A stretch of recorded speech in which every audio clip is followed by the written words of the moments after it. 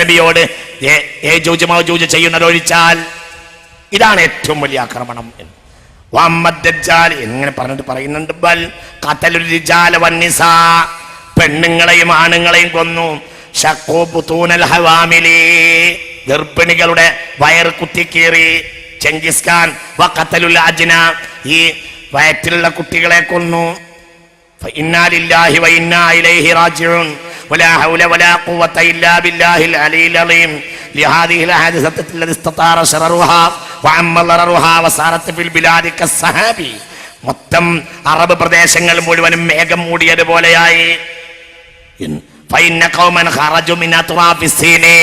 അന്ന് ചെങ്കിസ് ഖാൻ വന്നത് ചൈനയിൽ നിന്നായിരുന്നു.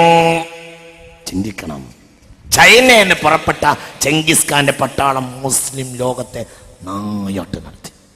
ചരിത്രത്തിൽ തുല്യതയില്ല. ചെങ്കിസ് ചരിത്രത്തിൽ തുല്യതയില്ല.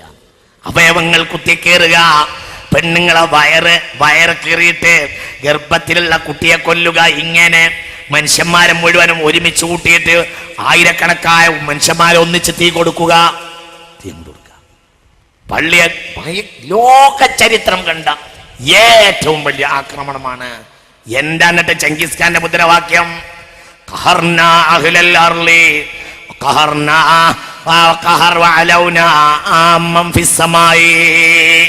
ഭൂമിയിൽ ഞങ്ങൾക്ക് അടിമപ്പെടാത്ത ഒരാളുമില്ല, ആകാശത്തുള്ളവന്റെയും മേലെയാണ് ഞങ്ങൾ. ആര് പറഞ്ഞു? ഇതാ ചെങ്കിസ് ഖാന്റെ മുദ്രാവാക്യം. ഇതാണ് ഞങ്ങളിലില്ല മുസ്ലിം രക്തം, ഞങ്ങളിലില്ല ക്രൈസ്തവ രക്തം, ഞങ്ങളിലില്ല ഹൈന്ദവ രക്തം, ഞങ്ങളിലുള്ളത് മാനവരക്തം. അത് മനുഷ്യന്മാരെ പറ്റിക്കാൻ വേണ്ടി പറയാ, ഒരു മാനവരക്തം അവർക്കില്ല. കാരണം അള്ളാഹു പഠിച്ച ദീനല്ലാത്ത എന്ത് മാനവന, അള്ളാഹിന്റെ ദീൻ അംഗീകരിക്കാത്ത എന്ത് മാനവന. ഇതിന്റെ അടിസ്ഥാനം കൊണ്ടുവന്നത് ചെങ്കിസ് ഖാനാ. ഭൂമിയിലുള്ളവരെ മുഴുവനും ഞങ്ങൾ അടിപ്പെടുത്തിയിരിക്കുന്നു. ആകാശത്തുള്ളവന്റെയും മേലെയാണ് ഞങ്ങൾ. അങ്ങനെയാ.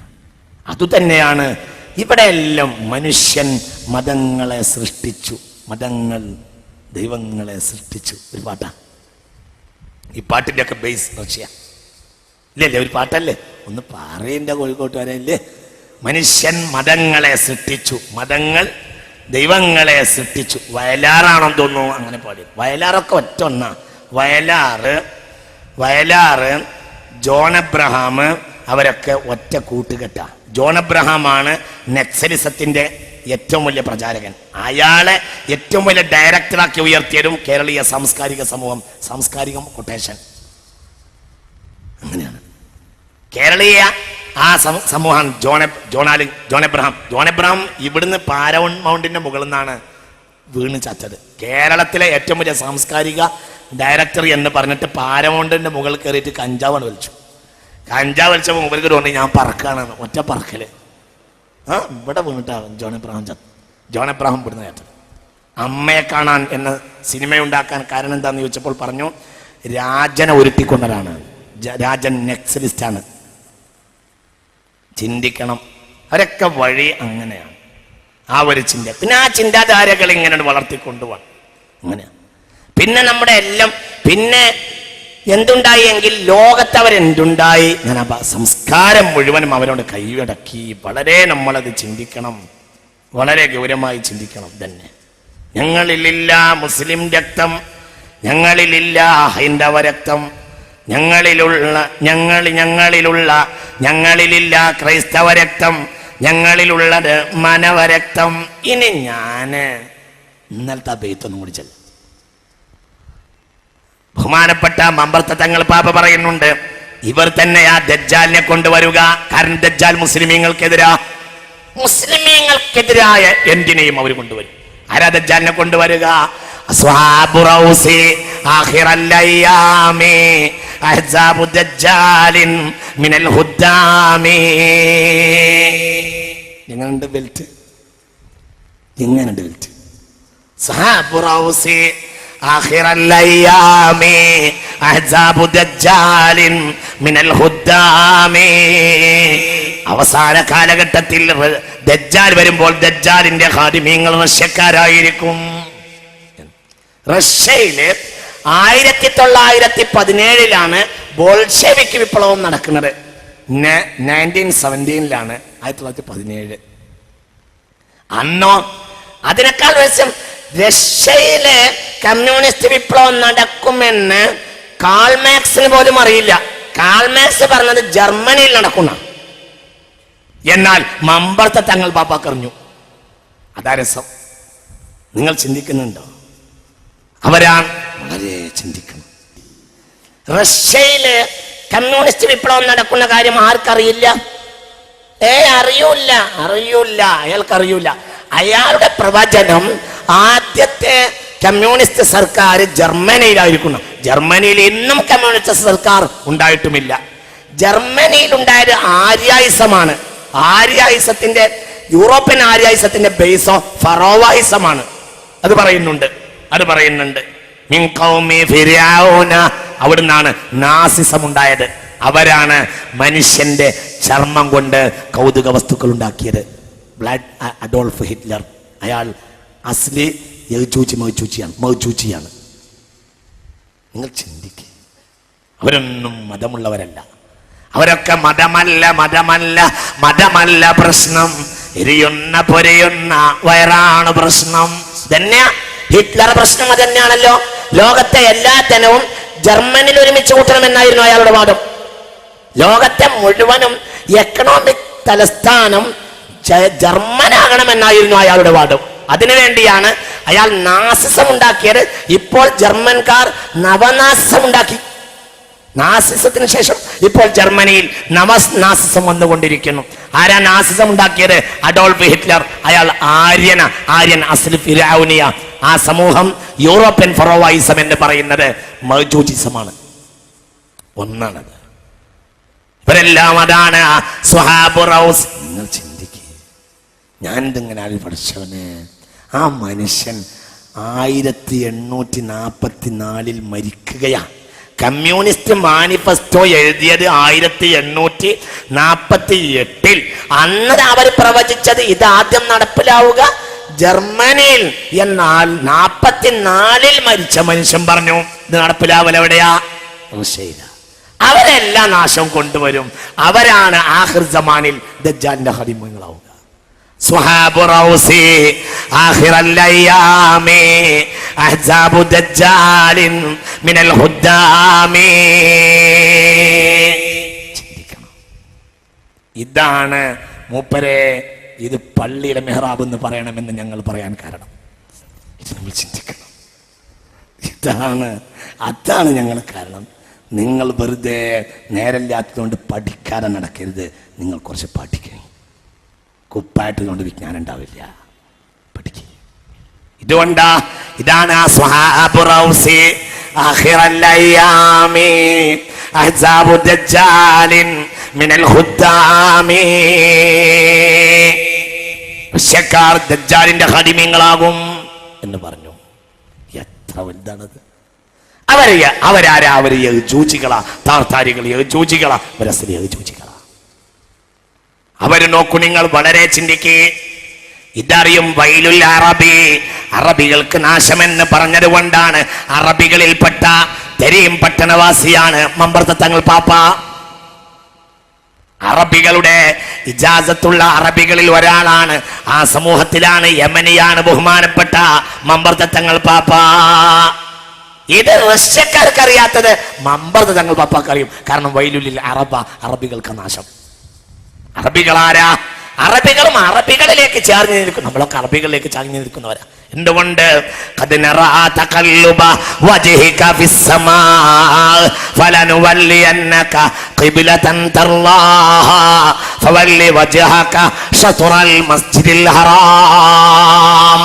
ആയിരത്തി 1917 ഇതിന് വലിയ രസമുണ്ട്. 1917 വ്ളാഡിമിർ ലെനിൻ ബോൾഷെവിക് വിപ്ലവം കഴിഞ്ഞിട്ട് റഷ്യയിൽ അധികാരമേൽക്കുന്നത്. പിന്നീടുള്ള 4 കൊല്ലത്തിനിടയിൽ 50 ലക്ഷം മതവാസികൾ യൂറോപ്പിൽ മരിച്ചു. 50 ലക്ഷം, 50 lakh. ലോകത്തെ ഏറ്റവും കൂടുതൽ ആളുകളെ പട്ടിണിക്കിട്ട് കൊന്നത് വ്ളാഡിമിർ ലെനിനാണ്.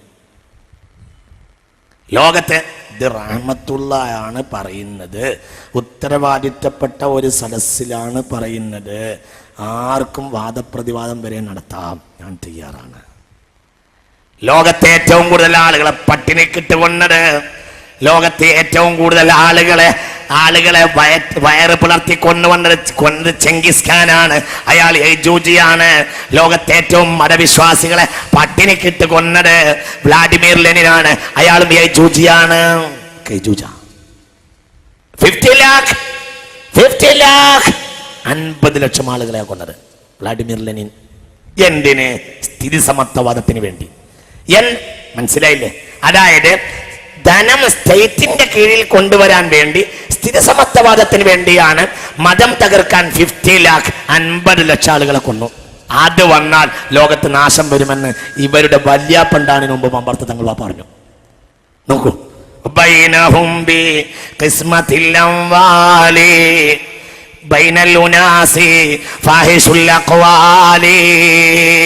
ജനം എല്ലാവർക്കും ഒരുപോലെ വീതിക്കണമെന്നാണ് റഷ്യക്കാരുടെ വാദം. അത് ഫാഹിഷുൽ അഖ്വാലി, ലോകത്തെ ഏറ്റവും മോശപ്പെട്ട വാദമാണ്. അങ്ങനെയുണ്ട്, നിങ്ങൾ ചിന്തിക്കുക.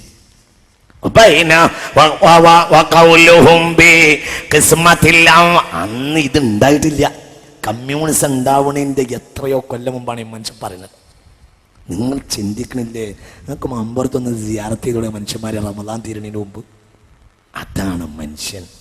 അതുകൊണ്ടാണ് സുന്നികൾ അങ്ങോട്ട് പോകുന്നത്. മോനെ, ഈ എന്താ മനസ്സിലാക്കാത്തത്? അതുകൊണ്ട് അങ്ങോട്ട് അത് ഇന്ന് നടപ്പുള്ള കാര്യം ഈ നമ്മുടെ നൂറ്റാണ്ടുകൾക്ക് മുമ്പ് പറയാണ് ആ മനുഷ്യൻ. നിങ്ങൾ പറയേ മമ്പറത്ത് സിയാറത്ത് ചെയ്യണ്ടേ? നിങ്ങൾ പറയേ.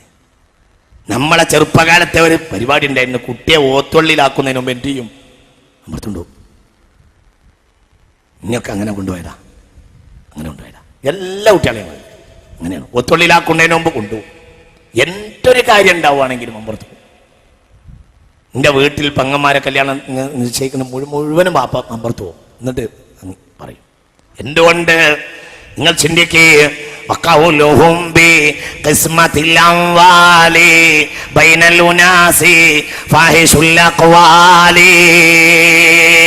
റഷ്യക്കാർ ഉയർത്തുന്ന ഏറ്റവും വലിയ വാക്ക് ജനങ്ങൾക്കിടയിൽ ധനം ഒരുപോലെ വീതിക്കണമെന്നാണ്.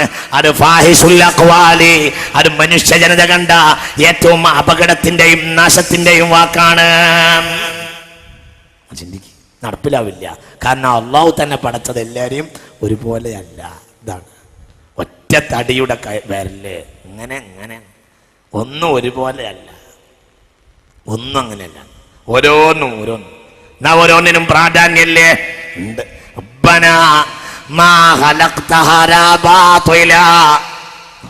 ഒന്നും മര്യാദക്ക് ഒന്ന് മൂക്കിൽ വെക്കണമെങ്കിൽ ഈ വിരലേ ഉപകരിക്കുള്ളൂ. മറ്റു വിരലുകളൊക്കെ മൂക്കിൽ കയറ്റി വെച്ചാൽ മൂക്കിന് വേദനയാവും, സൈഡ് പൊട്ടാൻ സാധ്യതയുണ്ട്. സുഖത്തിൽ അതിൻ്റെ ആള് ഇയാളാണ്. മറ്റു പല പണിയും ഇയാളെ കൊണ്ടുണ്ട്. an example.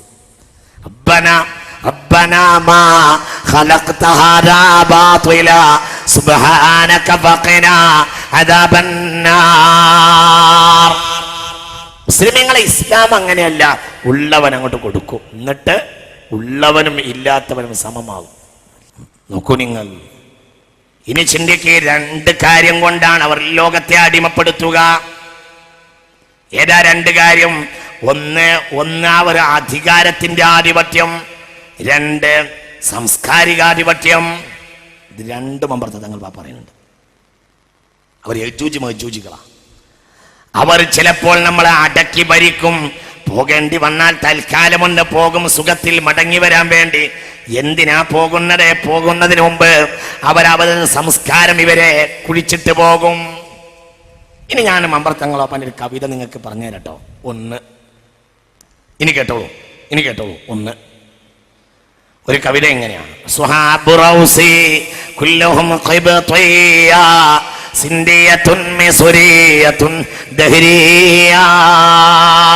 അവർ പ്രകൃതിവാദികളാണ്.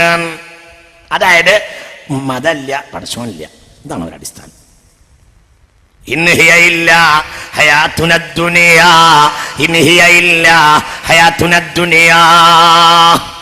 ഇവിടെ നമ്മളെങ്ങനെ ജീവിച്ച് മരിക്കാന്നല്ലാതെ അതിനപ്പുറം ഒന്നുമില്ല. ഒരു ജീവിതമല്ല, ഇതന്നെയുള്ളൂ ജീവിതം. പറഞ്ഞില്ലേ, എത്ര സ്ഥലത്താ പറഞ്ഞത്?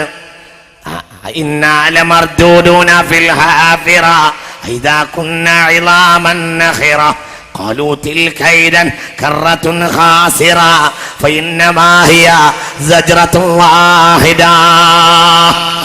ഇവിടുന്ന് പോയിട്ട് പിന്നെന്ത് ജീവിതമാണ്? ഈ വാദക്കാരാണ് യജൂജ് മജൂജികൾ. അതാണ് ചെങ്കിസ് ഖാന്റേത്. ഭൂമിയിലുള്ളവരെ അങ്ങ് നശിപ്പിച്ചു, ആകാശത്തുണ്ടെങ്കിൽ അവരെ നശിപ്പിച്ചു. ഇത് തന്നെ ആര് ചെയ്യും? അവസാനത്തെ യജൂജ് എന്ത് ചെയ്യും? അമ്പയ്യും.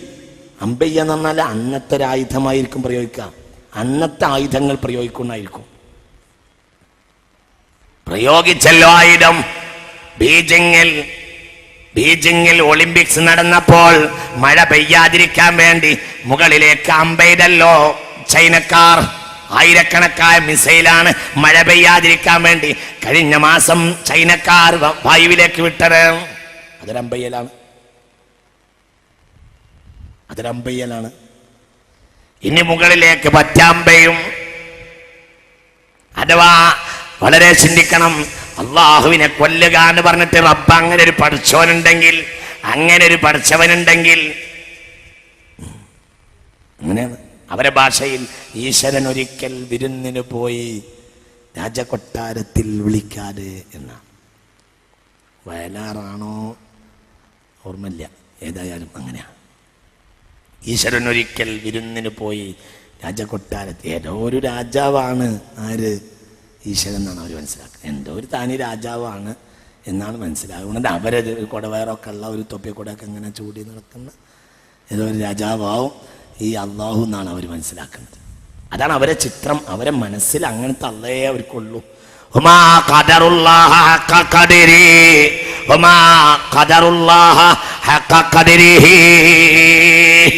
അമേരിക്കക്കാര് അറബ് നാട്ടിലേക്ക് ഷൂ ഉണ്ടാക്കിയിട്ട് കയറ്റിവിട്ടു. ഷൂവിന്റെ അടിഭാഗത്ത് എന്തായിരുന്നു?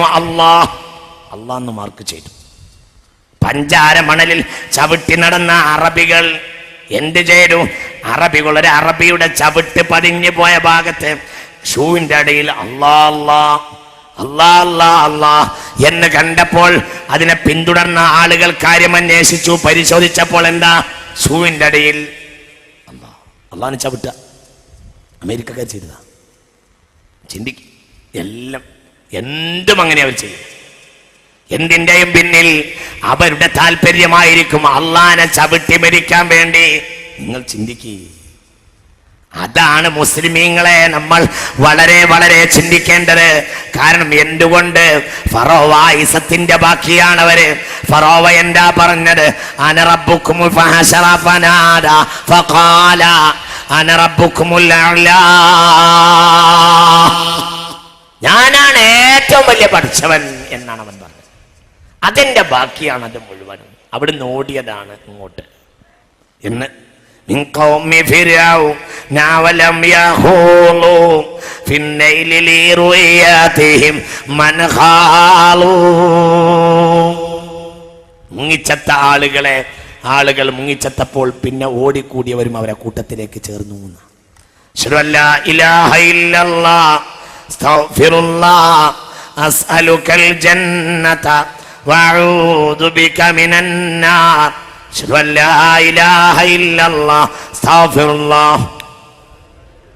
നിങ്ങൾ നോക്കൂ. ഞാൻ ചില കാര്യങ്ങൾ പറയാൻ പോവാൻ നല്ല പോലെ ശ്രദ്ധിക്കണം. ഒന്ന്, അവരെന്ത് ചെയ്തു? അവർ നേരത്തെ ഒരു വിവരമില്ലാത്തവരായിരുന്നു. പിന്നെ അവർക്ക് വിവരം കിട്ടി. എവിടെ നിന്ന്?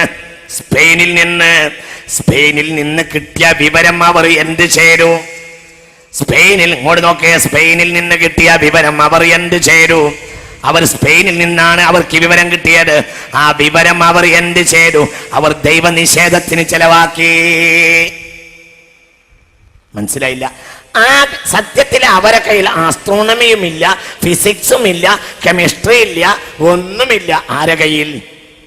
അതിനവരാണ് സ്വാംശീകരിക്കുക ചെയ്തത്. പടിഞ്ഞാറുകാര് വിജ്ഞാനങ്ങളെ സ്വാംശീകരിച്ചു. ഉദാഹരണം പറയാം, നമ്മളെ സ്കൂളിലൊക്കെ നമ്മൾ പഠിക്കുന്നുണ്ടല്ലോ, ജീവൻ ഉണ്ടായത് വെള്ളത്തിൽ നിന്നാണെന്ന് ഏതൻസുകാർ കണ്ടുപിടിച്ചു, ഗ്രീസുകാർ കണ്ടുപിടിച്ചു 18-ാം നൂറ്റാണ്ടിൽ എന്ന് ഇല്ലേ? സത്യത്തിൽ അത് കണ്ടുപിടിക്കണം.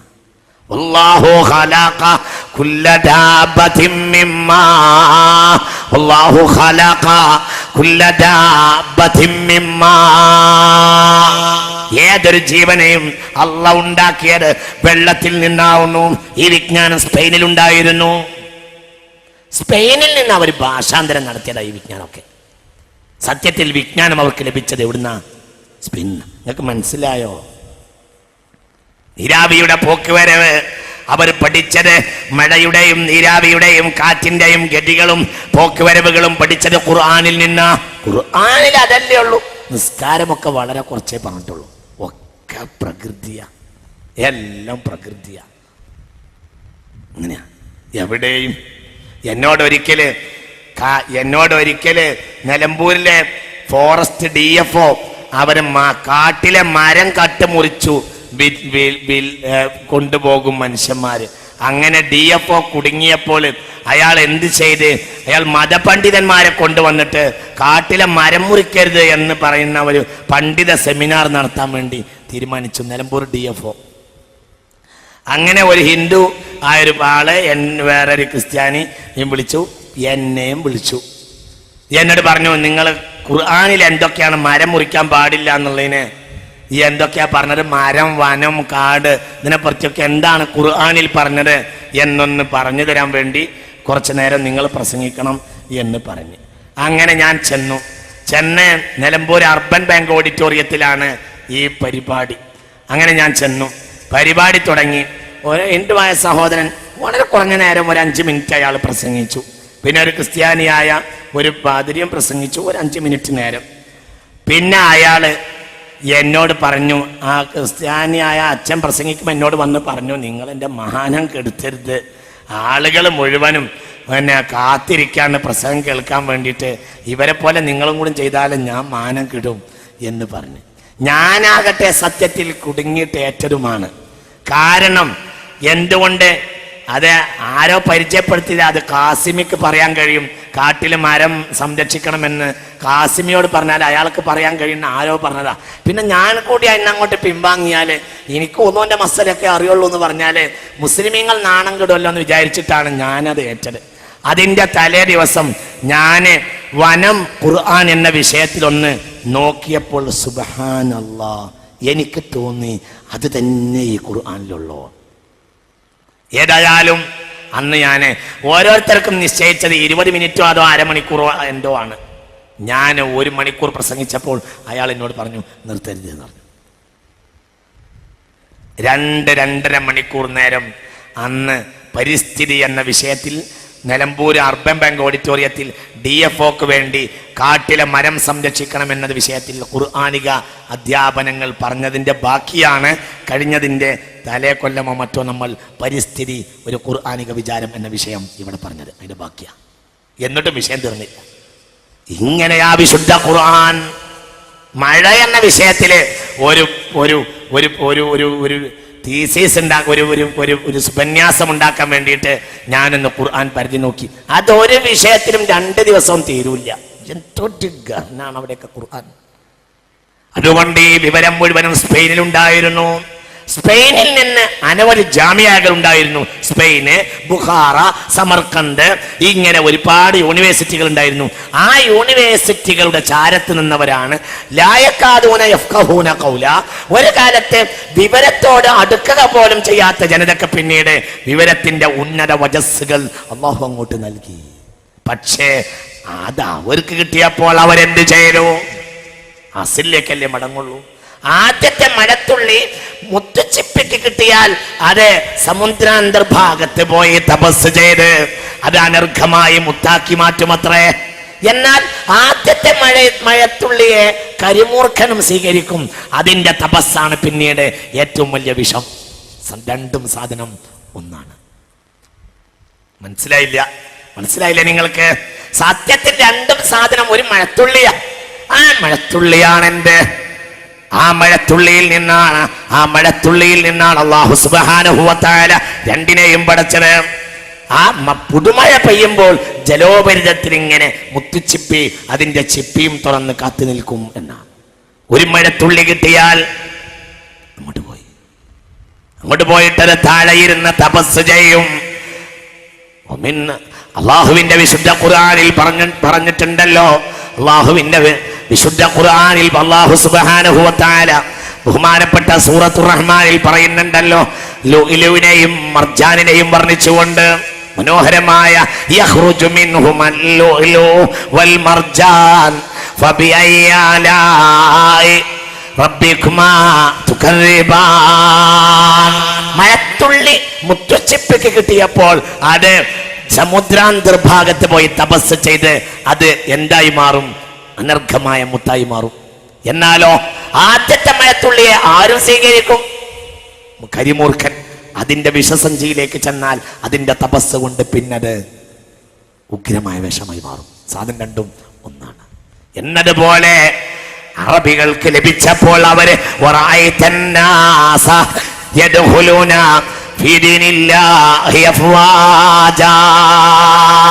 അറബികൾക്ക് ലഭിച്ചപ്പോൾ ലോകമടങ്കം ഇസ്ലാമിയത്തിന് വേണ്ടി അവർ എന്നാക്കി. എന്നാലോ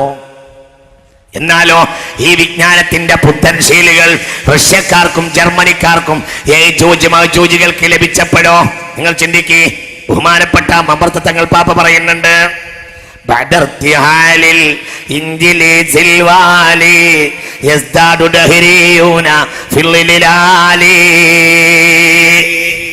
ഏഷ്യൻ രാജ്യങ്ങളിൽ നിന്ന് ബ്രിട്ടീഷ് ആധിപത്യം അവസാനിക്കുമെങ്കിലും അവിടെ ദഹരിവാദം ഉടലെടുക്കും.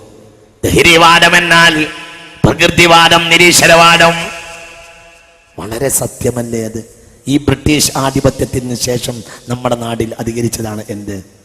പ്രകൃതിവാദം. വളരെ ചിന്തിക്ക്.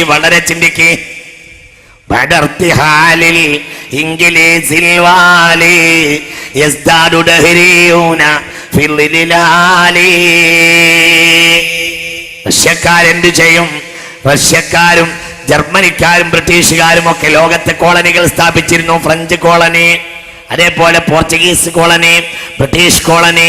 ഇവരൊക്കെ പിന്നീട് കോളനികൾ ഉപേക്ഷിച്ച് പോയെങ്കിലും അവരുണ്ടാക്കിയ ആ യജൂജ് മൗജൂജിയൻ സംസ്കാരം ബാക്കിയായി. അതാണ് ഇന്ന് നമ്മുടെ നാടിൽ നിലനിൽക്കുന്ന ദൈവനിഷേധം.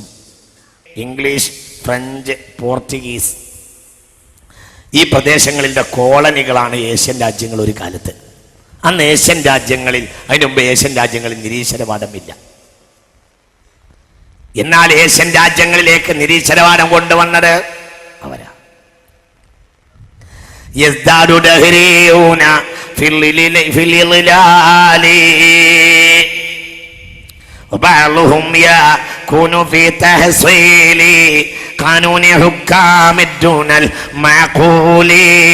ജനങ്ങൾക്ക് ഡിഗ്രി കിട്ടുക നിരീശ്വരവാദം പഠിക്കുമ്പോഴായിരിക്കും.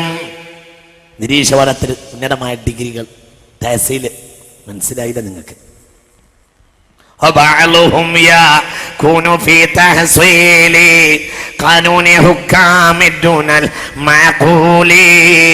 നിസ്സാരമായ ചില ഭൗതിക രാഷ്ട്രീയ ശീലങ്ങളെയും അതേപോലെ നിരീശ്വരവാദങ്ങളെയും പഠിച്ചിട്ട് മനുഷ്യൻ ഉന്നത ഡിഗ്രികൾ വാങ്ങും. നിരീശ്വരവാദം പഠിച്ചിട്ടാകും ഡിഗ്രി കിട്ടുക. മനസ്സിലായില്ലേ? ഇതൊക്കെ ഇവിടെ നടക്കും. ആര് പറഞ്ഞു? ഖുത്ബുസ്സമാൻ മമ്പർത്ത സയ്യിദ് അലവി റളിയല്ലാഹു അൻഹു. ചിന്തിക്ക്.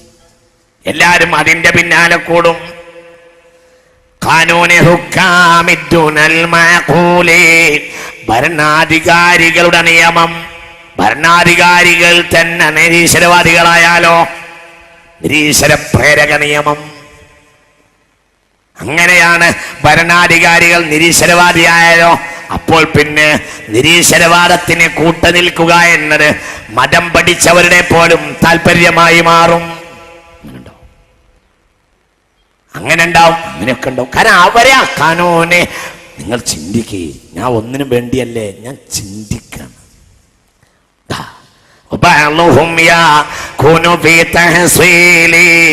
ഖാനൂനി ഹുക്കാമി ദുനൽ മഅഖൂലി. നിസ്സാരമായ രാഷ്ട്രീയ ചിന്തകളെയും അതുപോലെയുള്ള നിരീശ്വരവാദങ്ങളെയും ഒത്തുനിൽക്കുകയും പഠിക്കുകയും അതിൽ തഹസീൽ വാങ്ങുകയും ചെയ്യും.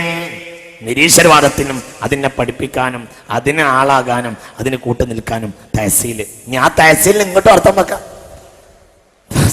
തിരിച്ചു അർത്ഥം വെക്കാം. ചിലപ്പോൾ ചില തഹസീലുകൾ അതിന് ആക്കം കൂട്ടം രൂപത്തിൽ അങ്ങനെയും ആകാം. ഏതായാലും തഹസീൽ എന്നാ പറഞ്ഞിട്ടുള്ളത്, അങ്ങനെയാ പറഞ്ഞിട്ടുള്ളത്. ഇതൊന്നും ഞാൻ ഒന്നുമല്ലേ, ഞാൻ എൻ്റെ മനസ്സിനെ എങ്ങനെ ഒന്ന് വിട്ടുകൊടുക്കുക ചിന്തിക്കാൻ വേണ്ടിയിട്ട്. എന്തുകൊണ്ട് ആരെ കൂടെ നിന്നോ അവരെ സ്വഭാവം ഉണ്ടാകും. അനിൽ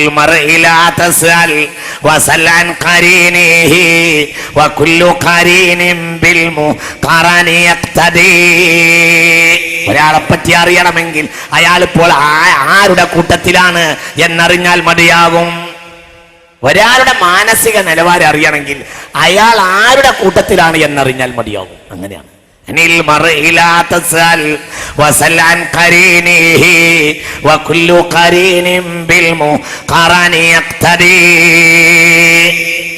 ഇതാണ് പറഞ്ഞ വാക്ക്. ഇതിലൊക്കെ വലിയ പാടുണ്ട്. ഭരണാധികാരികൾ പണ്ഡിതന്മാർക്ക് വരെ ആവശ്യമാകും. ഭരണാധികാരികൾ നിരീശ്വരവാദികളായാൽ ആ നിരീശ്വരവാദികൾക്ക് ഒപ്പിക്കേണ്ടിയും വരും. ഉലമാ ഉദ്ദുനിയയുണ്ടാകും. ഖൈറുൽ ഉലമാ ഉമറായി മൻ യസൂറുൽ ഉലമാ വശറുൽ ഉലമായി മൻ യസൂറുൽ ഉമറാ. ഭരണാധികാരികളെ സന്ദർശിക്കാൻ നടക്കുന്നവരാണ് ഏറ്റവും മോശപ്പെട്ട ആലിമീങ്ങൾ എന്ന് ഹബീബായ റസൂലുള്ളാഹി പറഞ്ഞിട്ടുണ്ട്. അവർ നിരീശ്വരവാദികളാണെങ്കിലോ ചുരുക്കത്തിൽ ചിന്തിക്കണം. ഞാൻ ആ ഭാഗത്തൂന്ന് ഒന്ന് സ്പർശിച്ചു എന്നേ ഉള്ളൂ, ഒന്നും ഉണ്ടായിട്ടല്ല. ചിന്തിക്കണം. എന്തുകൊണ്ട്? ഇതിനപ്പുറം ഒരു ജീവിതമുണ്ട് എന്ന് നമ്മൾ മനസ്സിലാക്കണം.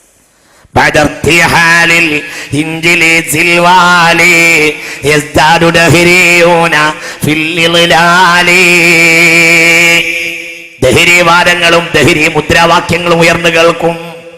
നമ്മളെ മക്കൾ തന്നെ പറയും, ഞങ്ങളിലില്ല, പറ, ഞങ്ങളിലില്ല മുസ്ലിം രക്തം, ഞങ്ങളിലില്ല മുസ്ലിം രക്തം എന്ന് പറഞ്ഞാൽ കാഫിറാകും. കാരണം കുല്ലു മൗലൂദിൻ യൂലദു അലൽ ഫിത്ര ഫഅബവാഹു യുഹബ്ബിദാനിഹി വയുനസ്സിറാനിഹി വയുമജ്ജിസാനിഹി.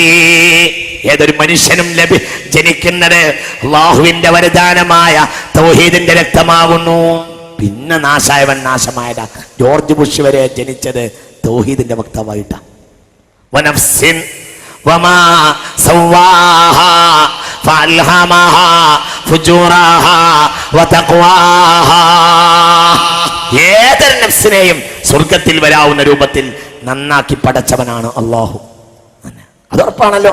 ഹജ്ജ് ചെയ്ത് നല്ല ഹജ്ജ് ചെയ്താൽ എങ്ങോട്ട് മടങ്ങും? കുട്ടിയിലേക്ക് മടങ്ങും. വലിയ ആൾ ചെറിയ ആളാവും, ചെറിയ ആൾ വലിയ ആളുമാണ്. മനസ്സിലായില്ല? ഒരാള് ഹജ്ജ് മബ്റൂർ ചെയ്താൽ തന്റെ ഉമ്മ പ്രസവിച്ചതുപോലെ മടങ്ങും. ആര്? വലിയ ആള്. വലിയ ആള് ആരെ പോലെയാകും? കുട്ടിയെ പോലെയാകും. അഥവാ കുട്ടി സ്വർഗസ്ഥനാവാനുള്ള ചാൻസിലുമാകുന്നു. കുട്ടി സ്വർഗസ്ഥനാവാനുള്ള ചാൻസിലാണ്. ഇത് തന്നെ. അപ്പോൾ എല്ലാവരും ഒരാള് ഞങ്ങളിലില്ല മുസ്ലിം രക്തമെന്ന് പറഞ്ഞാൽ കാഫിറാകും. എന്തുകൊണ്ട്? മുസ്ലിം രക്തത്തോടെ രക്തമെന്നാൽ തൗഹീദിന്റെ രക്തമാണ്. ആ രക്തത്തിലെ ഫറോവ പോലും ജനിച്ചിട്ടുള്ളൂ. എല്ലാം ഇതൊക്കെ അവിടെ പറയിപ്പിച്ചു. ആരെ കൊണ്ട്? മാപ്പിളാരെ മക്കളെ കൊണ്ട്. ആര്? ദഹരികളോ യജൂജികൾ. അവർക്ക് വേണ്ടി നമ്മൾ സൗകര്യങ്ങൾ ഒരുക്കി, അവർക്ക് വേണ്ടി നമ്മൾ നാടകങ്ങൾ ഒരുക്കി. അവരെ പിന്നാലെ പോയവർ മുഴുവനും എല്ലാ നന്മയെയും കളവാക്കി. കുടിനാരേഴായി ചീന്തിയിട്ട് നേരിയ പാലം കെട്ടിയിട്ട്. ഇവിടെ അല്ലേ നിങ്ങളെ കോഴിക്കോട്ടല്ലേ അങ്ങനത്തെ ഒരു പാട്ടുണ്ടാക്കിയത്? സിറാത്ത് പാലത്തെ കളവാക്കി. ആര്? യജൂജിന്റെ സഹയാത്രികന്മാർ. അവർ യജൂജിന്റെ സഹയാത്രികന്മാരായിരുന്നു. ഇല്ലേ? ഇവിടെയല്ലേ ആ പാട്ടുണ്ടാക്കിയത്? എന്താ നിങ്ങൾക്ക് മറക്കുന്നുണ്ടാ? ഞങ്ങളെ നാട്ടിലുണ്ടായത് പരം വിധിച്ചു മാവിട്ട് എന്നുള്ള അങ്ങനത്തെ പാട്ടാണ്. മലപ്പുറത്ത്. ഇവിടെ കോഴിക്കോട് അതുണ്ടായത്, കോഴിക്കോട്ടാണ് ഈ പാട്ടുണ്ടായത്. ഞങ്ങളെ നാട്ടിലെ പാട്ട് പരമ്പിരി ചുമ്മാ വിട്ട് ചുങ്കിൽ നടക്കുന്ന സുജാത്ത് നാമുക്കുണ്ടേ നാട്ടിലെ കഥ എന്തെന്നറിവുണ്ടോ നാളെ കിടക്കുന്ന ഖബറെന്ന ഭയങ്കര വീട്ടിലെ, ഖബറെന്ന ഭയങ്കര വീട്ടിലെ. ഇതാണ് മലപ്പുറത്തുണ്ടായ പാട്ട്. ഇവിടെ ഉണ്ടായ പാട്ടാണ് എൻ്റെ മുടിനാരേഴ ചീന്തിയിട്ട് നേരിയ പാലം കിട്ടിയിട്ട് സിറാത്ത് പാലത്തിനെ കളിയാക്കി ആര്? മുസ്ലിം നാമധാരികൾ. അള്ളാഹു നമ്മളെ കാത്ത് രക്ഷിക്കട്ടെ, അള്ളാഹു നമ്മളെ കാത്ത്. എന്തേ അങ്ങനെ ചെയ്യാൻ കാരണം? അവർ ദഹരികൾക്ക് വേണ്ടിയാണ് നാടകം എഴുതിയത്. ചില നാടകത്തിന്റെ പേര് നിങ്ങൾ എന്നെ കമ്മ്യൂണിസ്റ്റ് ആക്കി എന്നാണ്. ഞാൻ രാഷ്ട്രീയം പറയാല്ല കേട്ടോ, ഞാനൊരു ആഗോള ശൈലി പറയാ. അതിന് നിങ്ങൾ രാഷ്ട്രീയം എന്ന് പറഞ്ഞോളൂ, നിങ്ങൾ ലീഗ് എന്ന് പറഞ്ഞോളൂ, നിങ്ങൾ കോൺഗ്രസ് എന്ന് പറഞ്ഞോളൂ, നിങ്ങൾ സൗകര്യത്തിൽ പറഞ്ഞോളൂ. എനിക്ക് നിങ്ങൾ എന്ത് പറഞ്ഞാലും പ്രശ്നമില്ല, പറഞ്ഞിട്ടില്ലെങ്കിൽ പ്രശ്നമില്ല. എൻ്റെ പ്രശ്നം ഞാൻ കണ്ടെത്തിയ സത്യം പറയാന്നുള്ളതാണ്. ഞാൻ ഇപ്പോൾ പകലാണ് പറയാണ്. ഒരു പാർട്ടിക്ക് ഇപ്പോൾ രാത്രി ആയിക്കൊള്ളണം എന്നുണ്ടെങ്കിൽ അത് എനിക്ക് നോക്കാൻ കഴിയില്ല. ഞാൻ പകലിന് ഡിപ്പെൻഡ് ചെയ്യാം, അത്രേ ഉള്ളൂ. രാജാവിനെ ഒടുമുണ്ടില്ല. എല്ലാവരും രാജാവ് വലിയ പള്ളി എഴുത്താണ് നടത്തുന്നതെന്നാണ് പലരും ധരിച്ചു വെച്ചിട്ടുള്ളത്. രാജാവ് എഴുത്ത് നടത്തുകയാണ് എന്നല്ലേ സ്വർണ്ണത്താലത്തിന്റെയും ഭൗതികതയുടെ മേലങ്കിയുടെയും ഒരുപാട് ആളുകൾ പിന്നാലെ കൂടുമ്പോൾ രാജാവ് തിരുവെഴുന്നള്ളത്ത് നടത്തുകയാണെന്നാ ചിലർ ധരിച്ചത്. രാജാവിന് ഉടുമുണ്ടില്ല എന്ന് പറയേണ്ടതാണ് എന്റെ ഉത്തരവാദിത്വം. അത്ര ഞാൻ ചെയ്തിട്ടുള്ളൂ. അതാണ് ഞാൻ പറയുന്നത്. ഇത് വളരെ നമ്മൾ ചിന്തിക്കണം. അതുകൊണ്ട് മുഅ്മിനീങ്ങൾ മനസ്സിലാക്കണം. ദഹരികൾ, ഈ യൂറോപ്യന്മാർ ഒരുപാട് കാര്യം ലോകത്ത് പ്രചരിപ്പിക്കും. ജോജികൾ ഒന്ന്, അവരാണ് ദജ്ജാലിനെ കൊണ്ടുവരിക നാളെ. അല്ലാഹു നമ്മളെ കാത്തുരക്ഷിക്കട്ടെ. ഇവരാണ് സ്ഥിതി സമത്വവാദം കൊണ്ടുവരിക. മനസ്സിലായില്ലേ? അതായത് നടപ്പിലാകാത്ത സോഷ്യലിസം. ഇതൊരു സോഷ്യലിസം ഉണ്ടല്ലോ ഇവിടെ. സോഷ്യലിസം ഉള്ളവൻ ആർക്ക് കൊടുക്കണം? അതിന് കൊടുക്കണം, ഉറപ്പല്ലേ? എല്ലാരെയും യഥാർത്ഥ ഇവര് പറഞ്ഞ രൂപത്തിൽ സോഷ്യലിസം നടക്കണമെങ്കിൽ എല്ലാവരും പ്രധാനമന്ത്രിയാവണ്ടേ? ഇവര് പറഞ്ഞത് പോലീസ് ഇല്ലാത്ത രാജ്യം കൊണ്ടുവരുമെന്നാണ്. എന്നാൽ ലോക ചരിത്രത്തിൽ പോലീസ് ഇല്ലാത്ത ഒരു രാജ്യം ഉണ്ടായിട്ടുണ്ടെങ്കിൽ അത് മദീനത്ത് മുഹമ്മദിൻ. മദീനയിൽ പോലീസ് ഉണ്ടായിരുന്നില്ല. ഇല്ല. സിദ്ദീഖിന്റെ കാലത്ത് മദീനയിൽ പോലീസ് ഇല്ല. പുണ്യ നബിയുടെ മദീനയിൽ മാത്രമല്ല, ഉമർ ഇബ്നുൽ ഖത്താബിന്റെ കാലത്ത് മദീനയിൽ പോലീസ് ഇല്ല. ഉസ്മാൻ ബിൻ അഫ്ഫാന്റെ കാലത്ത് മദീനയിൽ പോലീസ് ഇല്ല. അലി ബിൻ അബി താലിബിന്റെ കാലത്ത് മദീനയിൽ പോലീസ് ഇല്ല. വ്യഭിചരിച്ചവൻ നേരെ സറണ്ടർ ആവുമായിരുന്നു, മോഷ്ടിച്ചവൻ നേരെ സറണ്ടർ ആവുമായിരുന്നു. എന്തുകൊണ്ട്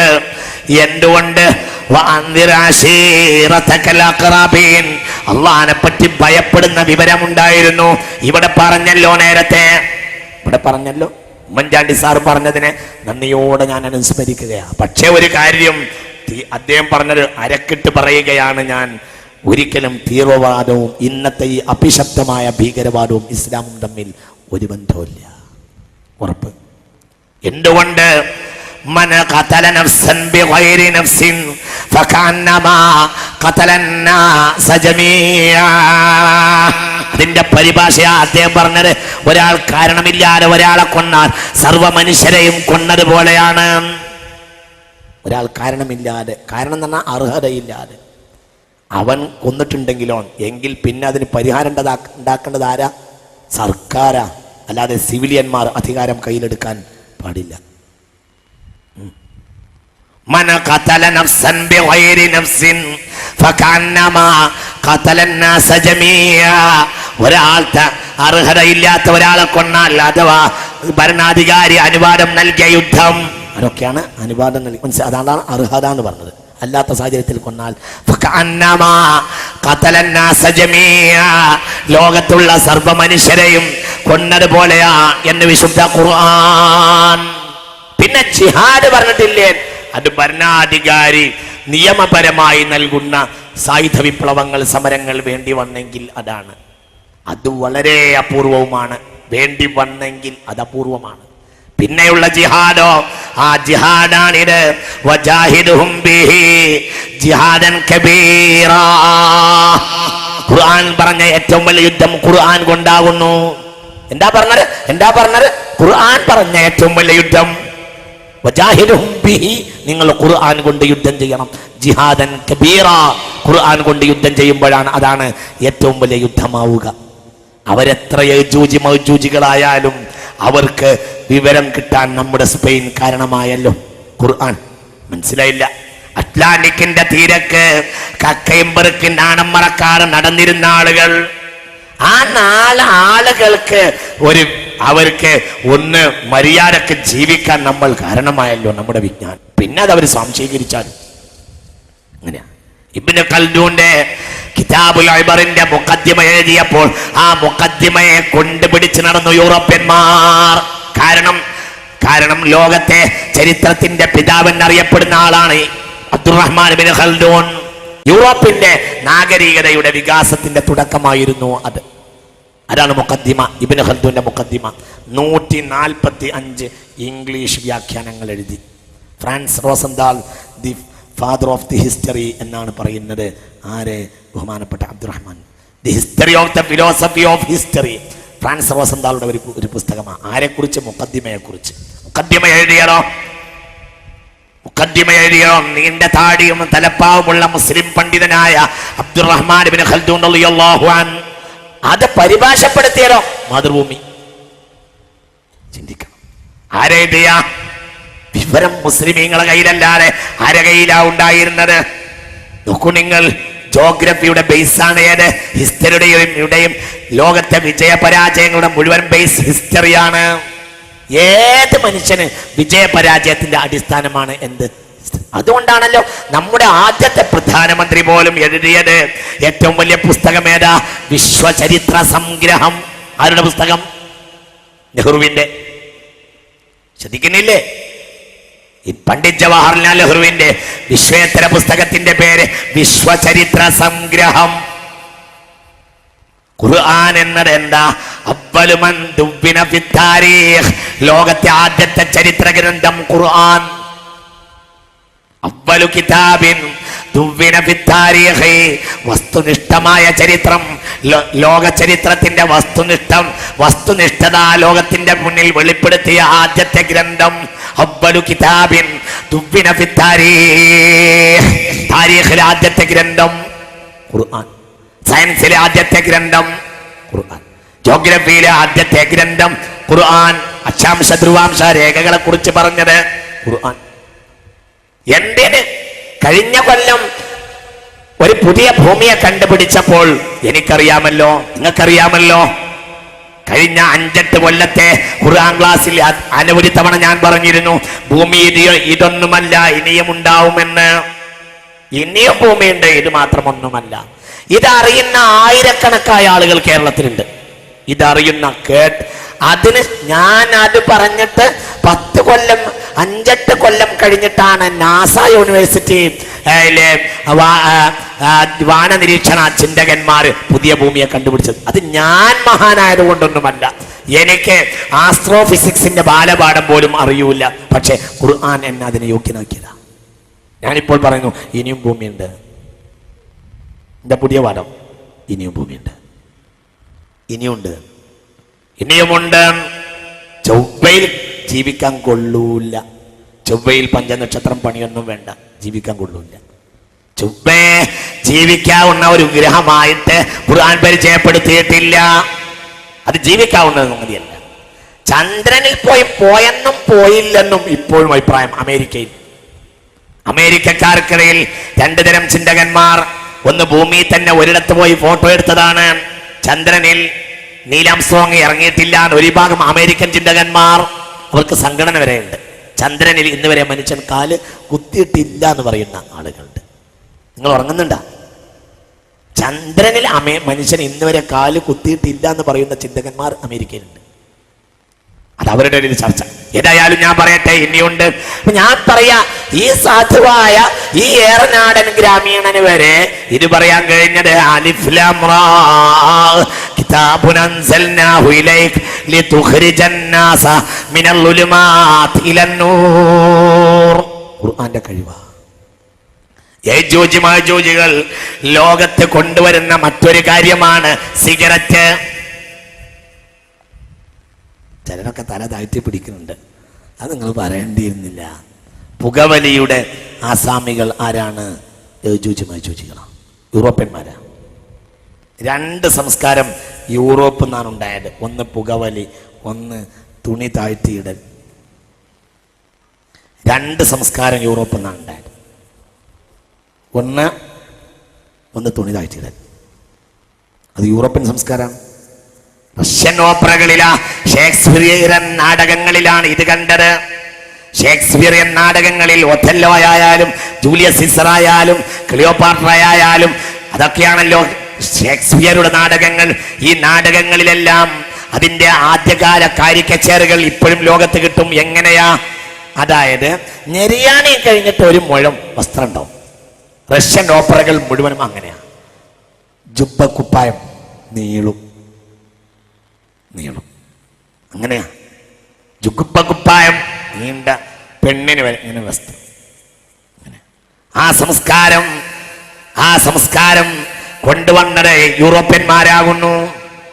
ഞെരിയാണിക്ക് താഴെ വസ്ത്രം വലിച്ചു നീട്ടുന്ന സംസ്കാരം ഏഷ്യക്കാരുടേതല്ല, അത് യൂറോപ്യന്റേതാകുന്നു. അല്ല, ഞാൻ പറയട്ടെ, നമ്മുടെ നാട്ടിൽ ഹിന്ദുക്കൾക്ക് പോലും ആദ്യകാലത്തെ സംസ്കാരം ഇല്ലല്ലോ. വടക്കൻ പാട്ടിൽ തച്ചോളി ഒടേനൻ അല്ലെങ്കിൽ ചന്തു ആരോ ആകട്ടെ, അവരെയൊക്കെ നമ്മൾ കാണുന്നത് ഏകദേശം എങ്ങനെയാ, ഒരു മുൻകുടുംബം അവർക്കുണ്ടാകുമെങ്കിലും ഏകദേശം അവരുടെ വസ്ത്രം ഞെരിയാണിയുടെയും മുട്ടിന്റെയും ഇടയിലാണ്. അരപ്പട്ട കെട്ടും അല്ലെ? അങ്ങനെ തന്നെയല്ലേ മാഷെ? ഉപനിഷത്തൊക്കെ അറിയുന്ന ഒരാൾ ഇവിടെ ഈ കൂട്ടത്തിലുണ്ട്. ഞാൻ വെറുതെ പറയുകയൊന്നുമല്ല. ഇങ്ങോട്ട് നോക്കും, മനസ്സിലാവുന്നില്ലേ പറഞ്ഞത്? തച്ചോളി ഒതേനായാലും ചന്തുവായാലും പിന്നെ ആരായാലും വടക്കൻ പാട്ടിലെ ആളുകളെയൊക്കെ അവരുടെയൊക്കെ ചിത്രങ്ങൾ, കാരിക്കച്ചേറുകളൊക്കെ നമ്മുടെ നാട്ടിൽ കിട്ടുമല്ലോ. അതിൻ്റെയൊക്കെ ആദ്യകാലത്തെ രീതി വസ്ത്രം താഴ്ത്തിയിടാൻ തുടങ്ങിയത്, ഞെരിയാണിക്ക് താഴ്ത്തിയിടാൻ ഹിന്ദുക്കൾ പോലും തുടങ്ങിയത് ഈ ദഹിരിവാദക്കാർ നമ്മുടെ നാട്ടിൽ പ്രചരിച്ചതിന് ശേഷമാണ്. നിരീശ്വരവാദികൾ കൊണ്ടുവന്നതാ. അത് യൂറോപ്പ് വഴി വന്നതാ. ഇന്ത്യൻ സംസ്കാരമല്ല അത്. ഇന്ത്യക്കാർക്ക് അങ്ങനെ സംസ്കാരമല്ല. ഇന്ത്യക്കാർ കുചേലൻ എങ്ങനെ, കുചേലന്റെ രീതി എങ്ങനെ അല്ലേ? മാഷമാരുണ്ടല്ലോ ഇവിടെ. എങ്ങനെ കുചേലന്റെ രീതി എങ്ങനെ? കുചേലൻ കൃഷ്ണനെ കാണാൻ വേണ്ടി പോയ ഒരു രംഗം പറയുന്നുണ്ടല്ലോ. അതൊക്കെ എങ്ങനെയാ?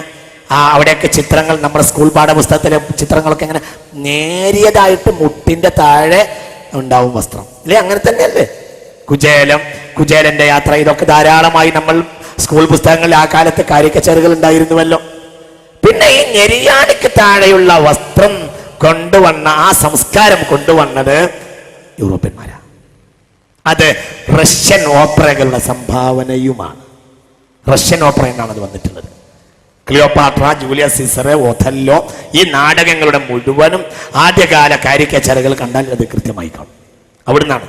എന്തിന് എന്നാല് ഇംഗ്ലണ്ടുകാർക്ക് പോലും ആ രീതിയില്ല എന്നാ മനസ്സിലാവുന്നത്. ഇംഗ്ലണ്ടുകാരുടെ ആദ്യത്തെ ശൈലി പോലും അങ്ങനെയല്ല. ഒരു ഹാറ്റ് ഉണ്ടാവും തലക്ക് മുകളിൽ, പക്ഷേ പിന്നെ ഈ പകുതി കാലുറയായിരിക്കും. നിങ്ങൾ ശ്രദ്ധിക്കുന്നുണ്ടപ്പോൾ പറഞ്ഞത് പകുതി കാലുറ, പകുതി അതായത് അല്ലേ മുട്ടിൻ്റെ ഇവിടെ ഇങ്ങനെയാണ്. അങ്ങനെ ഒരു ഹാറ്റ് തലക്ക് മുകളിലുണ്ടാവും, പകുതി കാലുറയാണ്. പഴയ കാലത്തെ ഇംഗ്ലീഷ് ചിത്രങ്ങൾ പോലും അങ്ങനെയാണ് എല്ലാം. നേരെ മറിച്ച് ആ സംസ്കാരം കൊണ്ടുവന്നത് ദഹരിവാദക്കാരാ, റഷ്യക്കാരാണ്. റഷ്യൻ സംസ്കാരമാണ്. ഹബീബായ റസൂലുള്ളാഹി പറഞ്ഞു, ഹബീബായ റസൂലുള്ളാഹി സ്വല്ലല്ലാഹു അലൈഹി വസല്ലമ തങ്ങൾ പറഞ്ഞു, ആരെങ്കിലും മാ അസ്ഫല മിനൽ കഅബൈനി മിനൽ ഇസാരി ഫഫിന്നാർ. 3 കാര്യത്തെ ഒന്നിൽ ചേർക്കണം.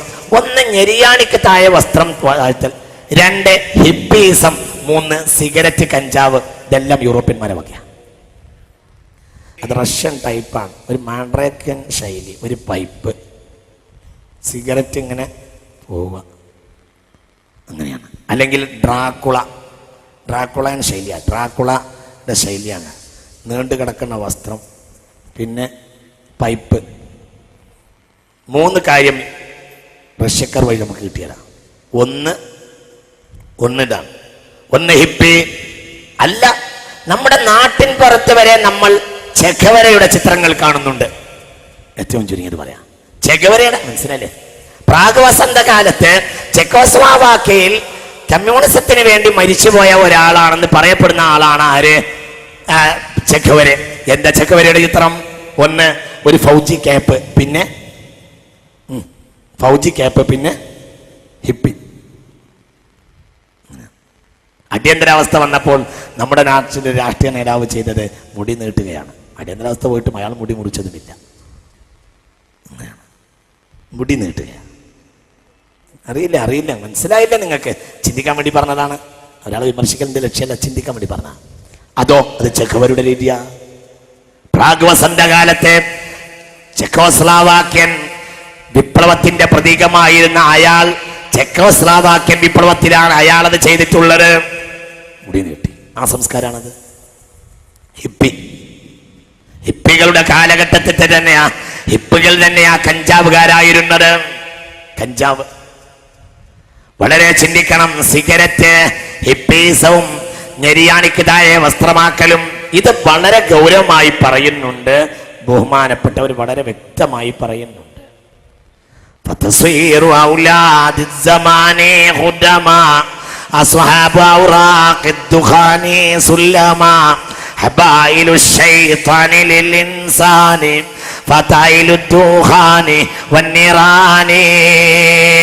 ശൈത്താന്റെ കണിവലയാണ് സിഗരറ്റ്. ശൈത്താന്റെ എടാ, അത് നരകത്തിന്റെ കുത്തിയാണത്. അത്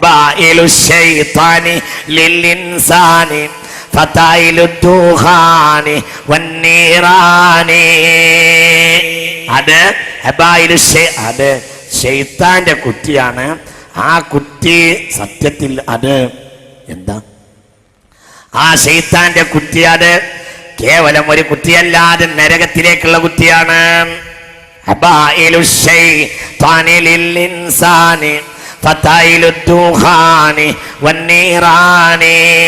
നോക്കൂ, തഴവ പറയുന്നത്.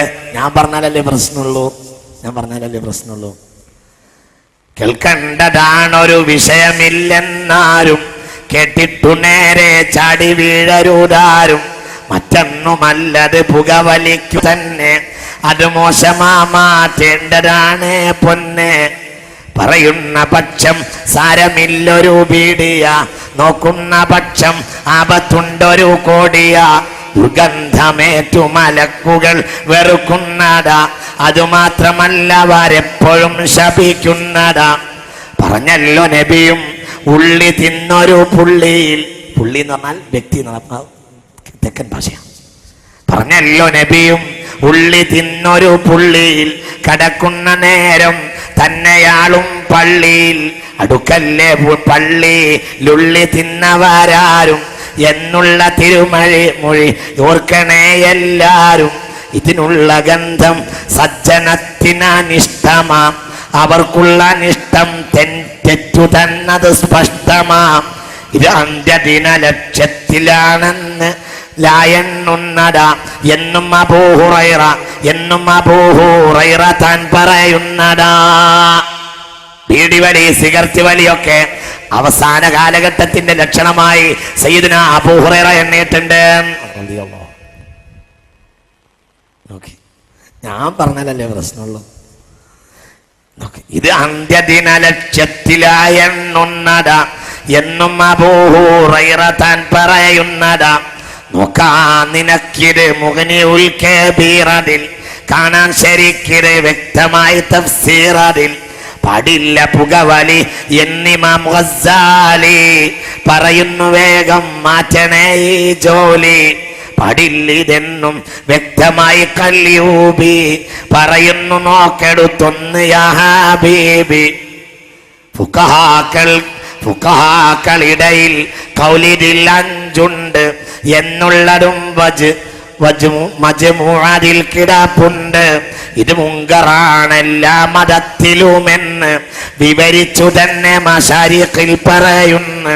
102 പേജതിൽ വിവരിച്ചതാ, നോക്കാം നിനക്കിത് വ്യക്തമായി കാണുന്നതാ.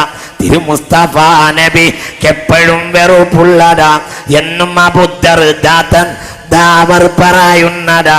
ഇരിക്കല്ലേ പുക വലിക്കുന്ന കൂട്ടരാടുത്തുണി എന്നിബ്നു അഹ്മദ് ശൈഖ് ബാസൂദാനി. ഇബ്ലീസിനെന്തൊരു കൗതുകം ഇതു കണ്ട്, അംലാഖിനെന്തൊരു ദുഃഖമാണിതു കൊണ്ട്. ബുദ്ധിക്കു കേടിരു കൊണ്ടുവരുമെന്നുണ്ട്, ഖൈറായ പലരും തടയലുണ്ടത് കൊണ്ട്. ആദം നബിക്കൊരു കുമ്പിടാൻ മടി കാട്ടി